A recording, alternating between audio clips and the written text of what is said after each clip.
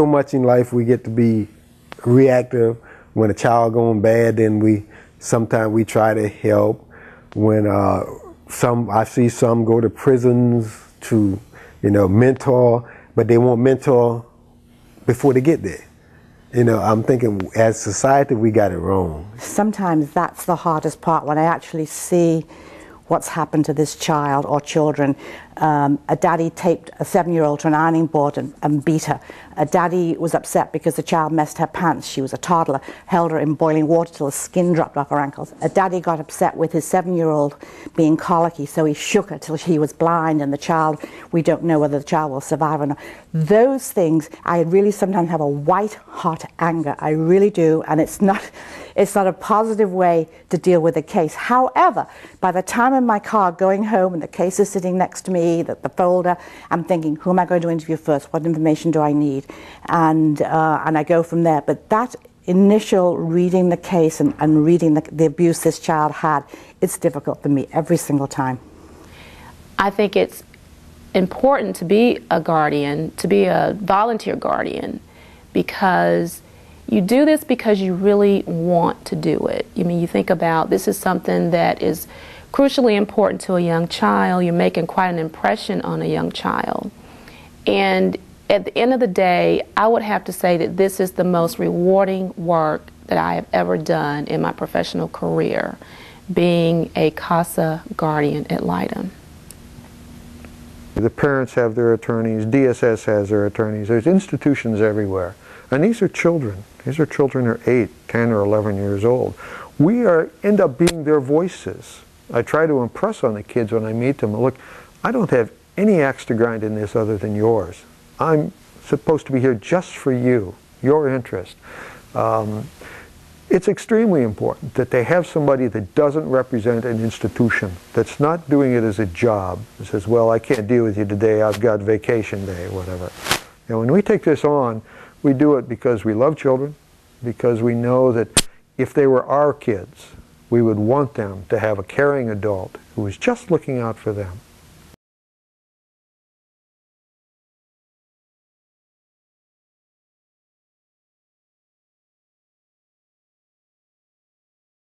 To walk in the door and get the hugs from the kids, man, that is, to see them light up when you walk in the door, like, it's like you walk in, you don't have to have anything in your hand, just you walk in and they light up because they know you and they know that here's my friend, here's somebody I can talk to. I can tell anything I want to tell. And, this that joy. I walked in and they like, oh man, that is, oh man, oh man, you just got to know. You just got to know. It's that moment was everything you could ever do from that day on. It's just like, say, if you experience that, I don't see why you couldn't be you wouldn't want to be a volunteer. It's just wonderful. That's it. That's my joy. That is. You can't beat it. Okay, the most memorable moment in the life of a case involved a little boy. He was about 18 months when he came into care. He was a premature baby, neglectful parent, so he never went to those extra kind of classes and care that you need to give a premature baby, so he was developmentally delayed. Around 3 and 4, his speech was just sort of ba ba ba ba ba. It was very poor speech skills. He had been to a few different foster placements. Finally, we got him into therapeutic foster care with incredible foster parents. And right after 9/11, there was a foster care review board over at DSS, and the foster mother brought this little boy along. And I'd seen him a couple of weeks before, and after the meeting was over, she said to everybody sitting around the table who had been discussing this case, Stephen has something very special to share with you. And she turned to him and she says, go ahead. And he recited the Pledge of Allegiance perfectly. Diction, he memorized the whole thing. And I think because it was also just after 9/11, there wasn't a dry eye there. And I'll always remember, that was like a huge, giant step, and it was great. Because the most memorable case is not always the happiest case. I would have to say my most memorable case was a young 10-year-old who came into care as a result of sexual molestation at the hands of his mother's live-in boyfriend. And the mother's live-in boyfriend started molesting this child when he was 8 years old. So it was a period of 2 years of molestation. And it all culminated when the live-in boyfriend at gunpoint forced the 10-year-old to have sex with his mom. And of course, after that, the live-in boyfriend was arrested. The child was removed from the home, placed in protective custody. The mother ultimately decided that she just could not have her child back because it was just too traumatic for her. The child was placed in a foster home, and after being in this foster home for about 2 months, there were other children in the home.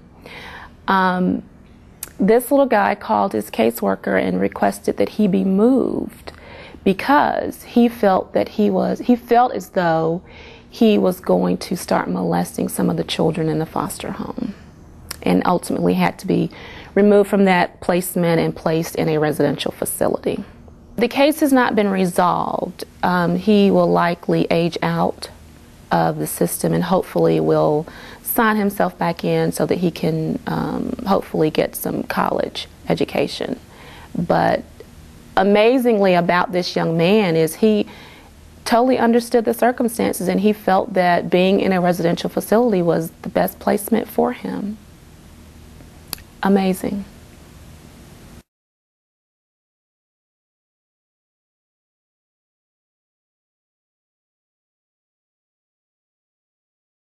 I think it's important that we have guardians for these children because every single child is entitled to be safe. Every single child is entitled to reach their potential. And that's what we do as guardians. The children come to us with a history that we can't change, and that's part of them. But we can be there for them as they take a new turn in life and steer them through that, be there for them.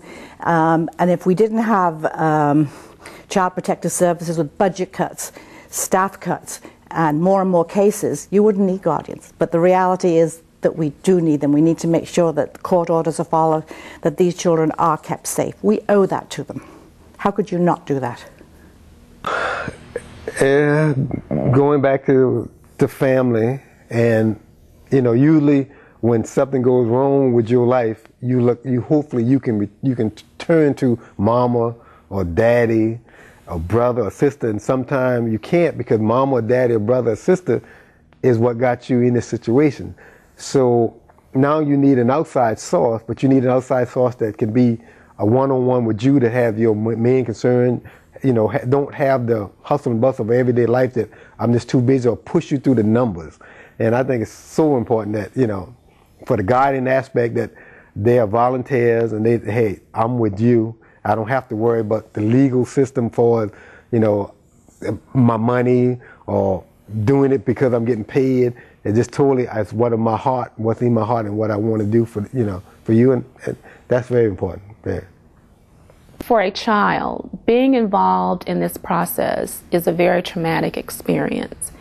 And they're immediately in the company of a caseworker, a police officer, a court official. They're surrounded by people working in their official capacities, which is necessary. But when a guardian gets involved and that child understands that this guardian is here because they want to be here, he or she wants to be here, this person is volunteering their personal time and effort to represent my best interest. That means a lot to children. They look at the caseworker, they look at the police officer, they look at the judge and say, well, they're only doing their job. But my guardian is here because my guardian wants to be here. My guardian wants to help me. And that means a lot to the children that I've worked with in the past, knowing that I'm giving them my time and my effort because really and truly this is what I want to do.